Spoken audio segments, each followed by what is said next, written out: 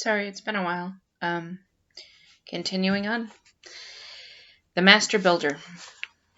Thor had gone to the east to fight trolls. Asgard was more peaceful without him, but it was also unprotected. This was in the early days, shortly after the treaty between the Aesir and the Vanir, when the gods were still making a home for themselves and Asgard was undefended. "We cannot always rely on Thor," said Odin. "We need protection. Giants will come. Trolls will come." "What do you propose?" asked Heimdall, the watchman of the god. "A wall," said Odin, "high enough to keep out frost giants, thick enough that not even the strongest troll could batter its way through." "Building such a wall," said Loki, "so high and so thick, would take us many years." Odin nodded his agreement. "But still," he said, "we need a wall." The next day, a newcomer arrived in Asgard. He was a big man, dressed as a smith, and behind him trudged a horse, a stallion, huge and gray with a broad back. "They say you need a wall built," said the stranger. "Go on," said Odin. "I can build you a wall," said the stranger. "Build it so high that the tallest giant could not climb it, so thick that the strongest troll could not batter through it. I can build it so well by placing stone upon stone that not an ant would find space enough to crawl through it. I will build you a wall that will last for 1,000 years." "Such a wall would take a very long time to build," said Loki. "Not at all," said the stranger. "I can build it in 3 seasons. Tomorrow is the first day of winter. It would only take me a winter, a summer, and another winter to build." "And if you could do this," said Odin, "what would you ask in return?" "I need little enough payment for what I am offering," said the man. "Only 3 things. First, I would like the beautiful goddess Freya's hand in marriage." "That is not a little thing," said Odin. "And it would not surprise me if Freya had her own opinions about the matter. What are the other 2 things?" The stranger grinned a cocky grin. "If I build your wall," he said, "I want the hand of Freya, and I also want the sun that shines in the sky by day, and I want the moon that gives us light at night. These 3 things are what the gods will give me if I build your wall." The gods looked at Freya. She said nothing, but her lips were pressed together, and her face was white with anger. Around her neck was the necklace of brisings, which shone like the northern lights as it brushed her skin, and her hair was banded in gold, which was almost as bright as the hair itself. "Go and wait outside," said Odin to the stranger. The man walked away, not before asking where he could find food and water for his stallion, which was called Svadilfari, which means one who makes an unlucky journey. Odin rubbed his forehead. Then he turned and looked at the gods. "Well?" asked Odin. The gods began to talk. "Quiet!" shouted Odin. "One at a time." Each of the gods and the goddesses had an opinion, and every one of them was of the same opinion, that Freya, the sun, and the moon were all too important and too valuable to be given to a stranger, even if he could build them the wall they needed in 3 seasons. Freya had an additional opinion. She felt that the man should be beaten for his impertinence, then thrown out of Asgard and sent on his way. "So," said Odin the Allfather, "we are decided. We say no." There was a dry cough from a corner of the hall. It was the kind of cough intended to attract attention, and the gods turned to see who had coughed. They found themselves looking at Loki, who stared back at them, and who smiled and held up a finger as if he had something important to divulge. "It is worth pointing out," he said, "that you are ignoring something huge." "I do not think we have overlooked a single thing, troublemaker of the gods," said Freya tartly. "You are all overlooking," he said, "that what the stranger is proposing to do, to make no bones about it, is quite impossible. There is no one alive who could build a wall so high and so thick as the one he described and have it finished in 18 months. Not a god or a giant could do this, let alone a mortal man. I would stake my skin on it." At this, the gods all nodded and grunted, and looked impressed. All of them, except for Freya, and she looked angry. "You are fools," she said, "especially you, Loki, because you think yourself clever." "What he says he can do," said Loki, "is an impossible task. So I suggest this: we agree to his demands and to his price. But we set him stiff conditions. He may have no help building his wall, and instead of 3 seasons to build his wall, he has but 1. If on the first day of summer any of the wall is unfinished, and it will be, then we pay him nothing at all." "Why would he agree to that?" asked Heimdall. "And what advantage would that give us over not having a wall at all?" asked Freya's brother. Loki tried to suppress his impatience. Were all the gods fools? He began to explain, as if he were explaining to a small child. "The smith will begin to build his wall. He will not finish it. He will work for 6 months unpaid on a fool's errand. At the end of 6 months we will drive him away. We might even beat him for his presumption. And then we can use whatever he has done so far as the foundations of the wall that we will complete in the years to come. There is no risk to us of losing Freya, let alone the sun or moon." "Why would he say yes to building it in a season?" asked Tyr, god of war. "He may not say yes," said Loki, "but he seems arrogant and sure of himself, not the kind to refuse a challenge." All the gods grunted and clapped Loki on the back, and told him that he was a very crafty fellow, and it was a good thing he was crafty and on their side. And now they would get their foundations built for nothing, and they congratulated each other on their intelligence and their bargaining ability. Freya said nothing. She fingered her necklace of light, the gift of the Brisings. This was the same necklace that had been stolen from her by Loki in the form of a seal when she was bathing, and that Heimdall had fought in seal form with Loki to return to her. She did not trust Loki. She did not care for the way this conversation had gone. The gods called the builder into their hall. He looked around at the gods. They all seemed in good humor, grinning and nudging each other and smiling. Freya, however, did not smile. "Well?" asked the builder. "You asked for 3 seasons," said Loki. "We will give you 1 season, and 1 season only. Tomorrow is the first day of winter. If you are not finished on the first day of summer, you leave here unpaid. But if you have finished building the wall as high and as thick and as impregnable as we have agreed, then you will be given everything you have asked for, the moon, the sun, and the beautiful Freya. You may have no help in building your wall from anyone. You must build this wall alone." The stranger said nothing for some moments. He stared away into the distance and seemed to be weighing Loki's words and conditions. Then he looked at the gods and he shrugged. "You have said I may have no outside help. I would like my horse, Svadilfari, to help me haul the stones here, the stones I will use to build the wall. I do not believe this to be an unreasonable request." "It is not unreasonable," agreed Odin, and the other gods nodded and told each other that horses were good for hauling heavy stones. They swore oaths then, the mightiest of oaths, the gods and the stranger, that neither side could betray the other. They swore on their weapons, and they swore on Draupnir, Odin's golden arm-ring, and they swore on Grungr, Odin's spear, and an oath sworn on Grungr was unbreakable. The next morning, as the sun rose, the gods stood to watch the man work.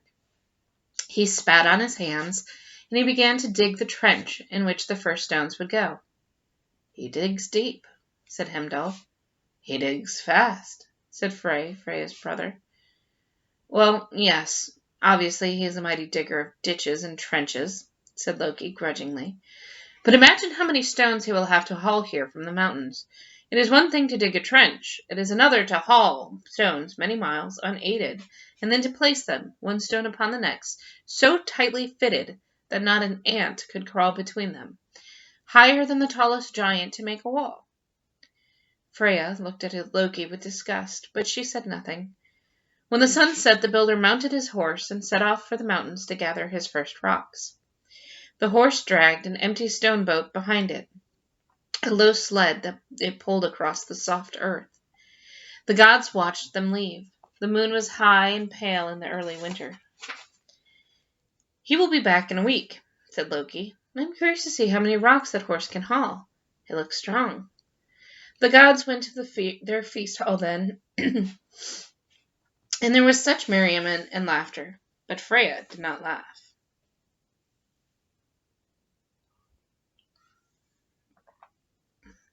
It snowed before dawn, a light dusting of snowflakes, a presentiment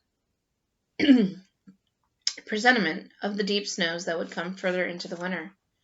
Heimdall, who saw everything approaching Asgard, and who missed nothing, woke the gods in the darkness. They gathered by the trench the stranger had dug the previous day. In the gathering dawn, they watched the builder, walking beside his horse, coming toward them. The horse was steadily dragging a score of blocks of granite, so heavy that the sled made deep ruts in the black earth. When the man saw the gods, he waved and called good morning cheerily. He pointed to the rising sun, and he winked at the gods. Then he unhitched his horse from the rocks and let it graze while he began to manhandle the first of the granite blocks into the trench he had already dug to receive it.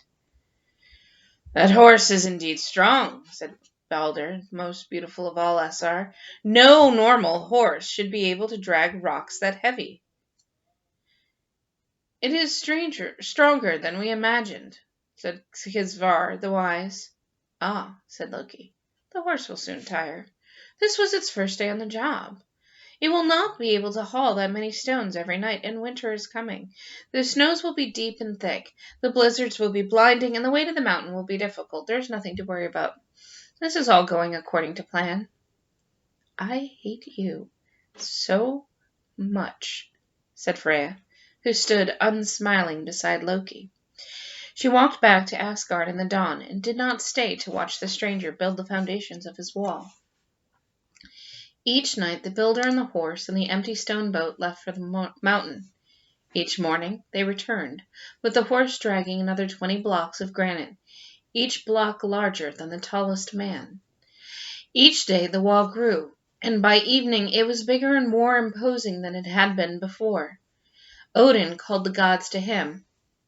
"The wall is growing apace," he said, "and we swore an unbreakable oath, a ring oath, and a weapon oath, that if he finishes building his wall in time, we will give him the sun and the moon and the hand in marriage of Freya the beautiful."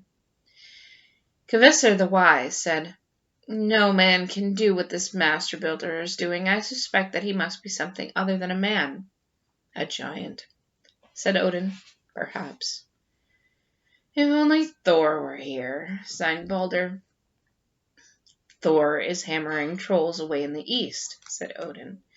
"And even if he were to return, our oaths are mighty and binding." Loki tried to reassure them. "We are like old women, getting ourselves all worried about nothing. The builder cannot finish the wall before the first day of summer, even if he is the most powerful giant in the land. It is impossible." "I wish Thor were here," said Heimdall. "He would know what to do."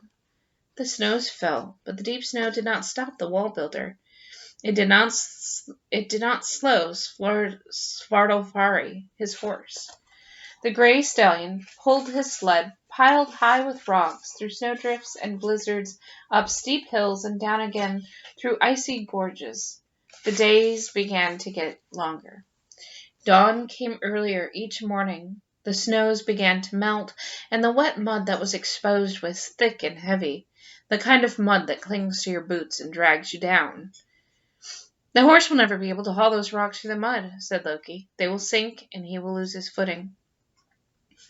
But Svardolfari was sure-footed and implacable, even in the thickest, wettest mud, and he hauled the rocks to Asgard, although the stone boat was so heavy it cut deep gashes into the sides of the hills. Now the builder was hauling the rocks up hundreds of feet and manhandling each rock into place. The mud dried and the spring flowers came out, yellow coltsfoot and white wood anemones in profusion, and the wall being built around Asgard was a glorious, imposing thing. When it was finished, it would be impregnable. No giant, no troll, no dwarf, no mortal would be able to breach that wall. And the stranger continued to build it with relentless good humor. He did not seem to care if it rained or it snowed, and neither did his horse. Each morning they would bring the rocks from the mountains. Each day the builder would lay the granite blocks upon the previous layer. Now it was the last day of winter, and the wall was all but completed. The gods sat on their thrones in Asgard, and they spoke. "The sun," said Balder. "We have given away the sun." "We placed the moon in the sky in order to mark off the days and the weeks of the year," said Bragi, god of poetry, moodily. "Now there will be no moon." "And Freya. What would we do without Freya?" asked Tyr. "If this builder is actually a giant," said Freya, with ice in her voice, "then I will marry him and follow him back to Jotunheim, and it will be interesting to see whom I hate more, him for taking me away, or all of you for giving me to him." "Now, don't be like that," began Loki, but Freya interrupted him and said, "If this giant does take me, and the sun and the moon, then I ask only one thing from the gods of Asgard." "Name it," said Odin Allfather, who had said nothing until now. "I would like to see whoever caused this calamity killed before I go," said Freya. "I think it only fair. If I am to go into the land of the frost giants, if the moon and the sun are to be plucked from the sky and the world plunged into eternal darkness, then the life of the one who got us at this point should be forfeit." Said Loki. "The apportioning of blame is so difficult. Who remembers exactly who suggested what? As I recall, all the gods share equally in this unfortunate mistake. We all suggested it, and we all agreed to it." "You suggested it," said Freya. "You talked these idiots into it, and I will see you dead before I leave Asgard." "We all—" began Loki, but he saw the expressions on the faces of the gods in that hall, and he fell silent. "Loki, son of Laufey," said Odin, "this is the result of your poor counsel." "And it was as bad as all your other advice," said Balder. Loki shot him a resentful glance. "We need the builder to lose his wager," said Odin, "without violating the oath. He must fail." "I don't know what you expect me to do about it," said Loki. "I do not expect anything from you," said Odin. "But if this builder succeeds in finishing his wall by the end of tomorrow, then your death will be painful and long, and a bad and shameful death at that." Loki looked from one god to the next. In each of their faces he saw his death, saw anger and resentment. He did not see mercy or forgiveness. It would be a bad death indeed. But what were the alternatives? What could he do? He did not dare to attack the builder. On the other hand, Loki nodded. "Leave it to me." He walked from the hall, and none of the gods tried to stop him. The builder finished placing his load of stones on the wall. Tomorrow, on the first day of summer, as the sun was setting, he would finish his wall, and then he would leave Asgard with his wages. Only 20 more granite blocks to go. He clambered down the rough wooden scaffolding and whistled for his horse. Swaddlefari was grazing, as he normally was, in the long grass at the edge of the forest, almost half a mile from the wall, but he always came when his master whistled. The builder grabbed the ropes that attached to the empty stone boat and prepared to hitch it to his great gray horse. The sun was low in the sky, but it would not set for several hours. The disk of the moon was pale, but it was there, high in the heavens, as well. Soon both of them would be his, the greater light and the lesser, and Freya the lady, who was more beautiful than either the sun or the moon. But the builder would not count his winnings before they were in his hands. He had worked so hard and so long for all the winter. He whistled for his horse again. Odd. He never needed to whistle twice. He could see Swaddlefari now, shaking his head, and almost prancing in the wildflowers of the spring meadow. The horse would take a step forward, and then a step back, as if he could scent something enticing in the warm air of the spring evening, but could not tell what the scent was. "Swaddle-fari!"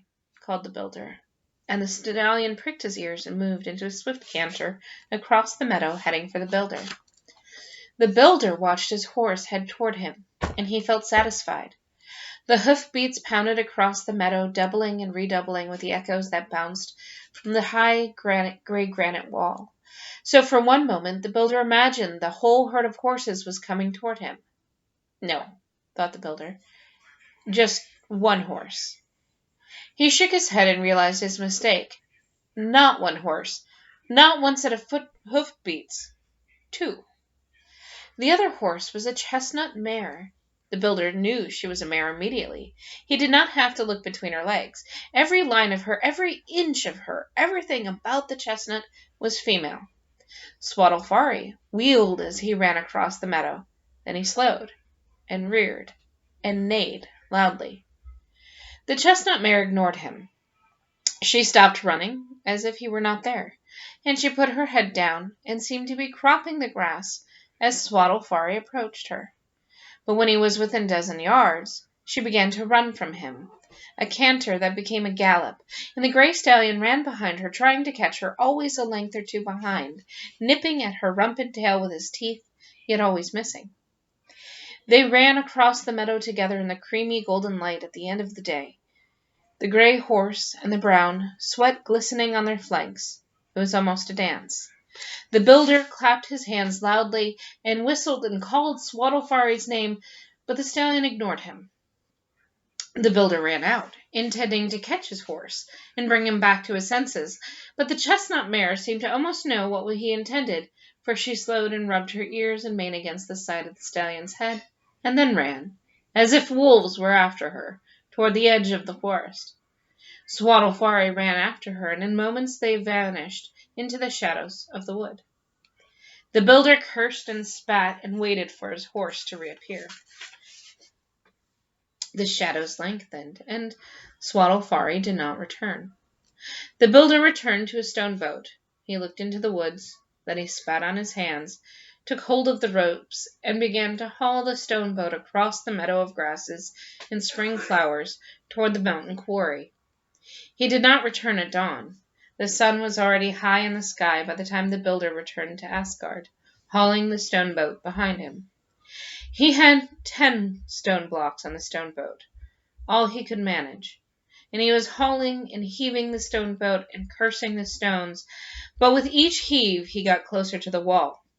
Beautiful Freya stood at the gateway watching him. "You have only 10 stone blocks with you," she told him. "You will need twice that many bricks to finish our wall." The builder said nothing.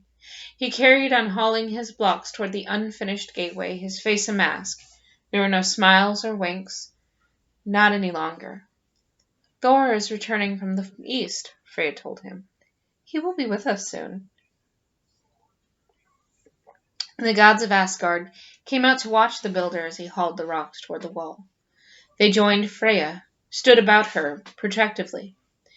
They watched, silently at first, and then they began to smile and to chuckle and to call out questions. "Hey!" shouted Balder. "You only get the sun if you finish that wall. Do you think you will be taking the sun home with you?" "And the moon," said Bragi. "Such a pity you do not have your horse with you. He could have carried all the rocks you needed." And the gods laughed. The builder let go of the stone boat then. He faced the gods. "You cheated," he said, and his face was scarlet with exertion and with anger.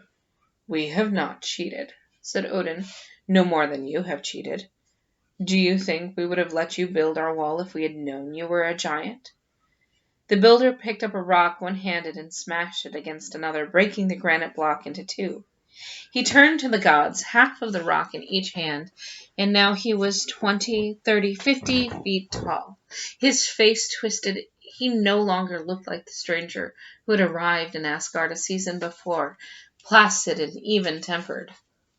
Now his face looked like the granite face of a cliff, twisted and sculpted by anger and hatred. I am a mountain giant, he said, and you gods are nothing but cheats and vile oath breakers. If I still had my horse, I would be finishing your wall now. I would be taking the lovely Freya and the sun and the moon for my wages, and I would be leaving you here in the darkness and cold, without even beauty to cheer you. No oath was broken, said Odin, but no oath can protect you from us now. The mountain giant roared with anger and ran toward the gods, a huge lump of granite in each hand as a club. The gods stood aside, and only now the giant saw who was standing behind them. A huge god, red-bearded and muscular, wearing iron gauntlets and holding an iron hammer, which he swung once. He let go of the hammer when it was pointing at the giant. There was a flash of lightning from the clear skies, followed by the dull boom of thunder as the hammer left Thor's hand. The mountain giant saw the hammer getting rapidly bigger as it came hurtling toward him, and then he saw nothing else. Not ever again.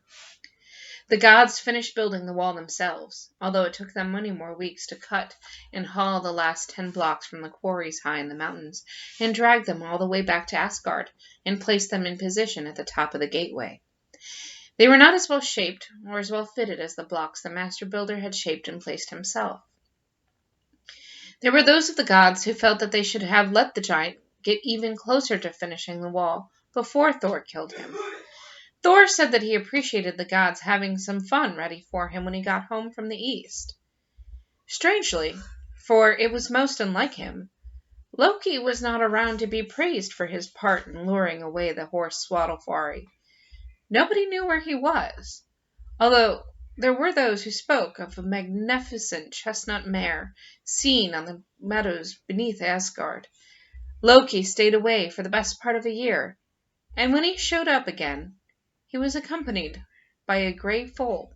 It was a beautiful foal, although it had 8 legs instead of the usual 4, and it followed Loki wherever he went, and nuzzled him, and treated Loki as if he were its mother, which of course was the case. The foal grew into a horse called Sleipnir, a huge gray stallion, the fastest and strongest horse that ever there had been or that ever there would be, a horse that it could outrun the wind. Loki presented Sleipnir to Odin as a gift, the best horse among gods and men. Many people would admire Odin's horse, but only a brave man would ever mention its parentage in Loki's presence, and nobody ever dared to allude to it twice. Loki would go out of his way to make your life unpleasant if he heard you talking about how he lured Swadalfari away from its master and how he rescued the gods from his own bad idea. Loki nursed his resentments, and that is the story of how the gods got their wall. Bye.